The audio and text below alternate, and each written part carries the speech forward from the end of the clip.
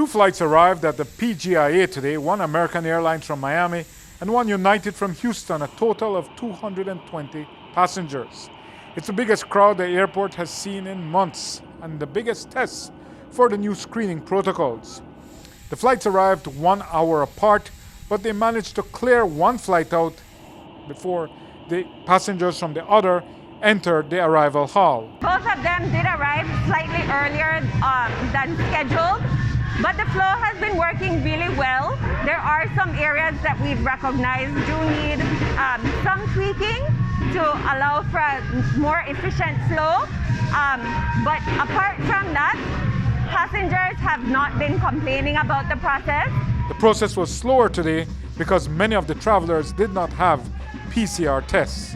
What happened today, a lot of passengers did not come with their PCR test, or if they did come with a PCR, they were in a category that requires them to be tested on arrival. So there are quite a few passengers that are awaiting their test results.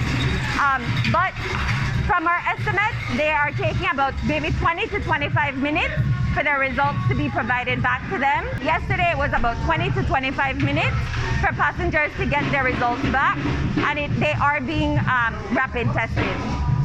And one important thing to note, all of the passengers that arrived yesterday were negative. They were tested by these folks with a SD biosensor rapid test. Travelers have adjusted expectations and seem to be coming out not too miffed at the delays. Well, yesterday was primarily Belizeans or permanent residents, people who are coming to stay long term.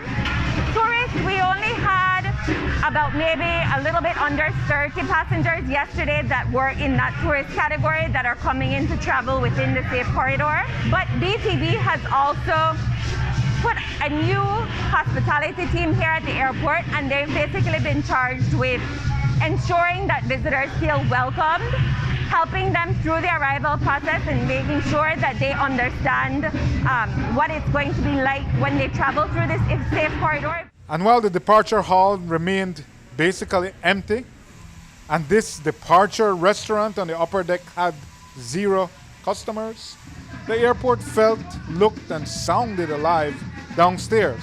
Definitely excited to see the airport with this level of activity again.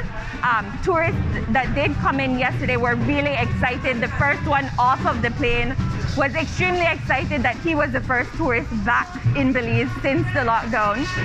So yes, people are excited.